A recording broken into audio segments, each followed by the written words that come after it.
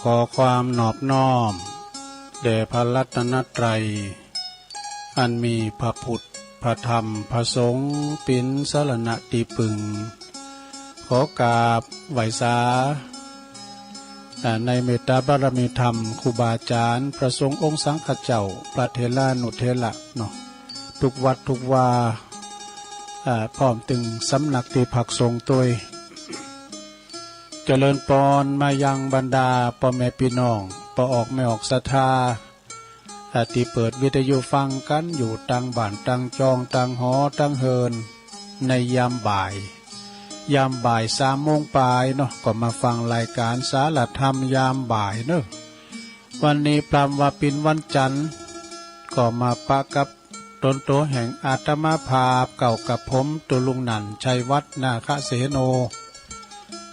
จากวัดพระธาตุดอยน้อยตำบลดอยหล่ออำเภอดอยหล่อจังหวัดเชียงใหม่ก็มาเข้ารายการวันจันทร์แล้วก็วันก้านเนาะ2 วันเนอะญาติโยมทั้งหลายก็ฟังกันไปมาปิ้นกูปิ้นกีมกับปอออกไม่ออกศรัทธาเนาะโอ้อยู่บ้านอยู่จ้องเนาะก็ฮ้อนอินดูเปิ้นไปเยการทำงานช่วงบ่ายนี่อากาศมันจะฮ้อนตึงมืดตึงวันเนี่ย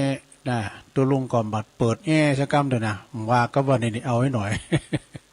ท่านพระครูเปิดเลยพ่อตัวลุงถ้าเปิดเนี่ยมันก็จะเสียนะเนี่ยเราก็เกรงใจป่ะเนาะมันจะกินไฟกันเราเป่าพัดลมวันนี้เอามาปะกันวันนี้นอสดาญาติโยมพี่น้องเมืองฝางโซ่นั่นเลยนะตั้งห่วยตองซักก็บัดดังลองเช็คระบบหอมเจ้านี่นะก็เดี๋ยวเพิ่นก็แปลงไปเนาะองค์คลงในเมืองได้ยินอยู่นะถ้าว่าฟังทางระบบอินเทอร์เน็ตมาปะกันวันนี้ก็ตรงกับวันนี้วันที่7แล้วเนอะศรัทธาเนาะ วันที่7ของเดือนมีนาคมนะเอาวันเวลาก็ลงเลยผ่านไปไวเนอะศรัทธาแต่ว่าในวันที่6อยู่เป็นวันติดวันนี้วันจันทร์เป็นวันที่7แล้วมาพบมาปะกันวันนี้ก็ขอเอ่ยไปตังวิทยุเฮากันเนิดที่เปิ่นรับสัญญาณรายการธรรมะภาคบ่ายกับศรัทธาได้ฟังกันเนาะช่วงเวลา 15-17 นาฬิกานะก็มีสถานีวิทยุคลื่นธรรมะของชุมชนของวัดห้วยตองซักตำบลขวงเป้าอำเภอจอมทองเนอะ FM 98.75 เมกะเฮิรตซ์สถานีวิทยุคณะสงฆ์ของอำเภอฝางเนอะตั้งอยู่ที่วัดพระบาทอุดมนำบ่อสาวาสำนักวิปัสสนาเนอะ FM 100.25 เมกะเฮิรตซ์สถานีวิทยุคลื่นพระพุทธศาสนาการศึกษาและวัฒนธรรมวัดไฝหินตำบลสุเตปเนอะ FM 104.50 เมกะเฮิรตซ์สถานีวิทยุมนเสียงธรรมตั้งอยู่ที่วัดบุพารามตำบลช่างเครื่องอำเภอแม่แจ่มเนอะ FM 106.25 เมกะเฮิรตซ์สถานีวิทยุบ้านทุ่งเรดิโอบ้านทุ่งเรดิโอ FM 89.50 เมกะเฮิรตซ์เนอะตั้งอยู่ตีปุ้นอำเภอสันป่าตองแล้วก็วัดศรีปันเงินด้วยนะมาพบมาปะกันในรายการสารธรรมยามบ่ายยามแรงเนาะก็มาฟังกันก็จะมีครูบาอาจารย์มาสลับซับเปลี่ยนกันไปเอี้ยนศรัทธาเนาะเพื่อความหลากหลายบางงอมบางงานกัน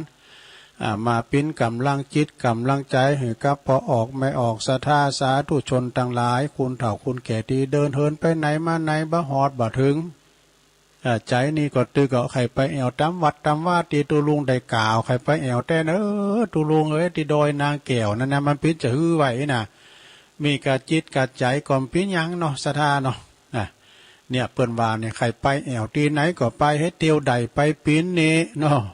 ไปวัดไปวาก็เหมือนกันไปตอนที่เฮาเตียวใดไปปิ้นเวลาโกกะนาโมสังขารบ่อำนวยแล้วก่อนนักแกเนี่ยนั่นก็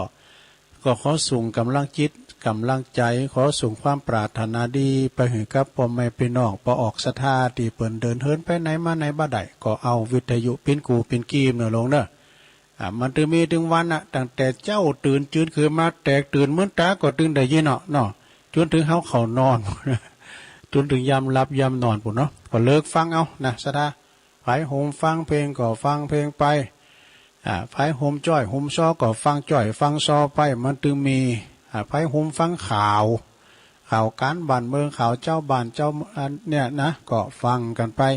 โฮมน้ำโฮมท่ามก็ฟังกันไปเตอเนอสถามันจะมีกูคืนนะมันจะมีกูคืนนะกูคืนทุกคลื่นเนี่ยนะเนาะโดยเฉพาะก็คืนของเฮาเนี่ยก็มีนำทำคำสอนเนี่ยขององค์บวรสัมมาสัมพุทธเจ้าธรรมสาระธรรมะเปิดสังคมธรรมสว่างใจฟังธรรมวลนิจจิตแจ่มใสนะลงเนอะจิตแจ่มใสฟังไปเตอะนะเปิ่นว่าคนรักเปิ่นสอบฟังเพลง นักเลงเปิ่นหูฟังข่าวคุณที่เปิ่นใจบ่าวหูฟังจ่อยฟังซอ คุณที่มอกกำเปิ้งกำป้อเปิ่นสอบฟังนิยายนะแต่คุณเปิ่นไข่สบายก็ฟังนำฟังธรรมไปเตอะลงเอ้ยฟังนำฟังธรรมไปเอาอันนี้มาอู่ไว้หน่อยเนาะสดาเนาะฟังไปแก่งอมแก่เงามีพราหมณ์ผู้หนึ่งนี่ก็พราหมณ์นี่เป็นอยู่ในศาสนาพราหมณ์นะใครถามภาษามานาโคดมนี่ปัญญามาเก่งแล้วแต่เราต้องไปลองภูมิปะบ่เนาะไอ้นะแต่ลองเปิดมาถามปัญหาแล้วมีอย่างพองอารมณ์มาถามปัญหาเนาะ ถามปัญหากับพราหมณ์ใครไปลองภูมิกับพระพุทธเจ้านะก็ลองไปถามว่านะพระพุทธเจ้าจะลองถามเนอะถามพราหมณ์ตอบเหมือนกันนะถ้าตอบถูก2 คะแนน ยังข้อที่1นะอะไรคมที่สุดนี่เพิ่นถามไว้นะพราหมณ์ดูก่อนพราหมณ์อะไรในโลกนี้ที่มันคมที่สุดนี่พราหมณ์ก็เลยตอบทันทียกมือไหว้เขาตอบว่าอันที่มันคมที่สุดนะก็คือมีดที่เปิ้นฝุ่นแล้วนะที่เปิ้นรับหินดีแล้วคมที่สุดเด้อท่านนะอันเป็นว่ามีดผ้าเขาเนี่ยผ้าแวงผ้าอ่างผ้าโตผ้าหยังต่างๆเนี่ยนะฝุ่นแล้วเนี่ยปตมันคมที่สุดเลยนะพระพุทธเจ้าตรัสตอบว่ายังไม่ถูก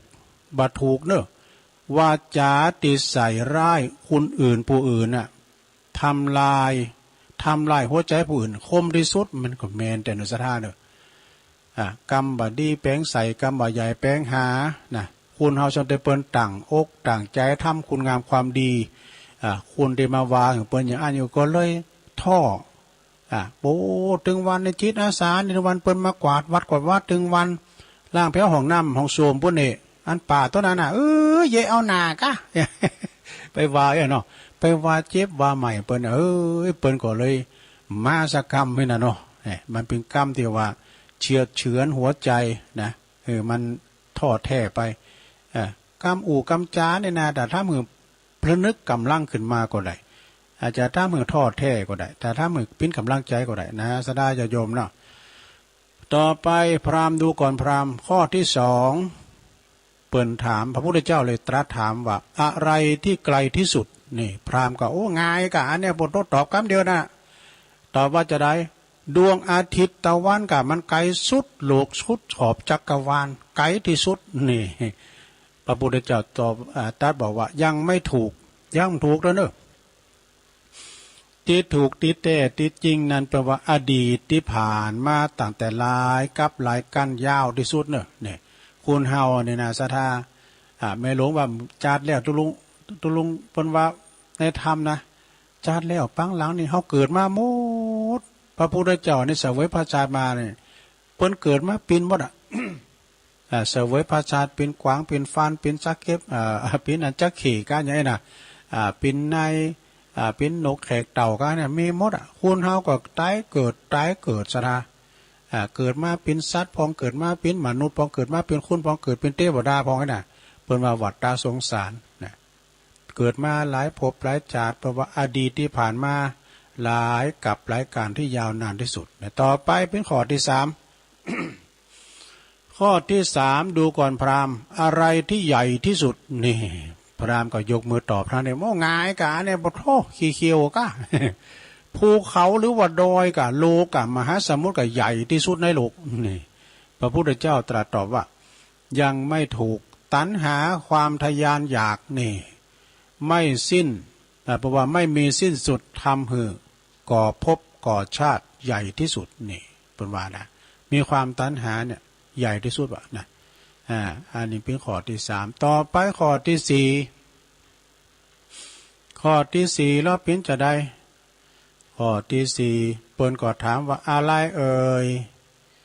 นะหนักที่สุดปุดต้มยังนักที่สุดเนี่ยหลวงเราคือพอล้อมยังมันนักที่สุดพราหมณ์เพิ่นก็ตอบว่าอีเนอโอ้ก็ยังมาได้เป็นหินเป็นเล็กเป็นแห่เป็นทรายเป็นอย่างต่างๆเนี่ยเป็นหินเป็นแห่เนี่ยเป็นเล็กเป็นหลาเนี่ยมันนักที่สุดเนอะนะหินก่อนนักเล็กก่อนนักแห่ก่อนนักดินก่อนนักน้ำก่อนนักที่สุดเนี่ยพระพุทธเจ้าตอบว่าย้ำถูกเตอคำตอบที่ถูกต้องนะคือคำมั่นสัญญาคำสัญญาใดๆวะเนี่ยเป็นว่านะคำสัญญาใดๆที่พูดง่ายแต่ทำอยากคำสัญญานั้นแหละเป็นสิ่งที่หนักที่สุด ในพราหมณ์ก็ตอบถูกสักข้อได้ต่อไปเป็นข้อที่ห้า ข้อห้านี่ง่ายเนี่ยลงเนอะลองตอบในใจแล้วปิ้นอย่างพระพุทธเจ้าถามในพราหมณ์ดูก่อนพราหมณ์อะไรที่เบาที่สุดไม่ลงตอบหรอไม่ลงตอบว่าอย่างที่เบาที่สุดลองตอบในใจเปล่าหรอมันถูกเหรอ ดูก่อนพราหมณ์ผู้พราหมณ์ก็เลยตอบว่ามันก็ง่ายก็อย่างที่เบาที่สุดก็เงี้ยวก็นุ่นก็สำลีก็เนี่ยใบหญ้าแห้งก็ใบไม้แห้งก็นี่ก็เบาที่สุดแล้วดูเนี่ยเนาะ พระพุทธเจ้าตรัสว่าย่ำถูกเตอสิ่งที่เบาที่สุดนะคือการปล่อยวางเนี่ยแบกก่อนนักถ้าปลดออกบ่าก็วางลงก็เบาเนี่ยคือการปล่อยวางการหู้เต่าทันการหู้เต่าทันว่าเกิดขึ้นตั้งอยู่และดับไปนี่แหละคือเบาที่สุดถ้าไปหู้จักสามข้อนี่นะจะเป็นคุณที่หู้ใจในชีวิตนะคุณเฮามีหยังเกิดขึ้นตั้งอยู่แล้วก็ดับไปนี่สามอย่างนี่นะการหอมยึดไปติ้นปิ้นขอเฮาไอ้นะเฮาก็จะมีความประมาทเฮาดื่มตายชักเตือไอ้นะจึงจะมีความหลุดไปต่อเพราะว่าเบาที่สุดก็คือตั้งอยู่เกิดขึ้นตั้งอยู่และดับไปก็คือชีวิตของเฮาน่ะจิตตะร่างกายของเฮาเนี่ยเนาะมันถึงหมันเตงเนาะมีการเกิดขึ้นตั้งอยู่แล้วก็ดับไปกันต่อไปข้อที่หก ข้อที่หกนี่ปิ้นสังลองกึดพอล้อ ข้อที่หกนี่อะไรเอ่ยสี่ตีนเดินมาหลังคามุงกาเบื้องมาใจ ยังไปยังนับปุ่นนรกตอบได้สี่ตีนเดินมาหลังคามุงกาเบื้องยังเอา ก่อนนี้ตายปัญหากันดูอะไรเอ่ยใบอยากลูกรักเต็มคอพิ้นว่าใบมันกวยสีเป้าแหลมกำอะไรเอ่ยตักก็เต็มไม่ตักก็เต็มวิวำเป้านำเป้าไม่ติ้มใบเท่าแหนบแลบเท่าเข็มอย่างก็ไปจะพอไปเป็นข้อที่หกนึกข้อที่หกนี่เปิ่นบอกว่าอะไรที่ใกล้เราที่สุดนี่ดูก่อนพราหมณ์อะไรที่ใกล้เราที่สุดเนี่ยนายพราหมณ์ผู้นี้ก็เลยตอบว่าพ่อแม่กะญาติกาวงศากะใกล้เฮาที่สุดเฮาเกิดมาก็อยู่กับพ่อกับแม่หาดู พระพุทธเจ้าตอบว่ายังบ่ถูกเตอยังที่มันไก่เฮาที่สุดไม่รู้ลองตอบแล้วมีอย่างพระใดพองยายพรตอบสิ ยังที่มันไก่ตัวเฮาที่สุดนะพระใดพองเนี่ยยกมือขึ้นแล้ว ในคำตอบนี้เขาบอกว่าความตาย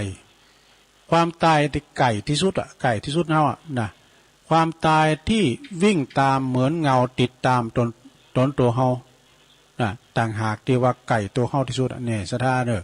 ไปประมาทนะ ความตายนี่เหมือนกับพญามักจุลาดมาอยู่ตั้งหลังเฮาน่ะมันเงื้อดาบอยู่ตลอดเวลามันดับฟันหอมได้หัวนะพญามักจุลาดอันว่าความตายนี่นะมันอยู่ตั้งหลังเฮาเปิ้นว่านะมันเงื้อดาบมันปดตะฟันเฮาวันใดมันหัวก็เหมือนกับความตายเฮาเนี่ยมันจะมาเฮาวันใดเฮาหัวนี้ซัมเตอร์นี่เราอู้กันอยู่มาลุ่มหายใจจากกันไปก็มีเปลี่ยนจะใดซัมเตอร์ก็ เจ้ามาก็ยังกินข้าวง่ายโดยกันอยู่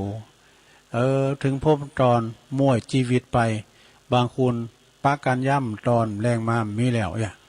บางคุณนั้นก็อยู่กับลูกกับแม่คืนหงอู่กันหยอกล้อกันลูกม่ำเจ้ากระด่างเกิกเดึกนะสมานะสะดานเนี่ยเนี่ยเปิ้นว่าความตายนี่มันเป็นตีแน่นอนเนาะแต่มาวันใดมันบ่ฮู้วันเกิดเฮาฮู้นะลงเด้อแต่วันตายในไผที่ไหนจะฮู้หั่นเนาะไผบ่ฮู้วันตายสักคุณน่ะฮู้วันเกิดบ่ฮู้วันตายเนาะจาติจัลลาพยาติมรณะภัย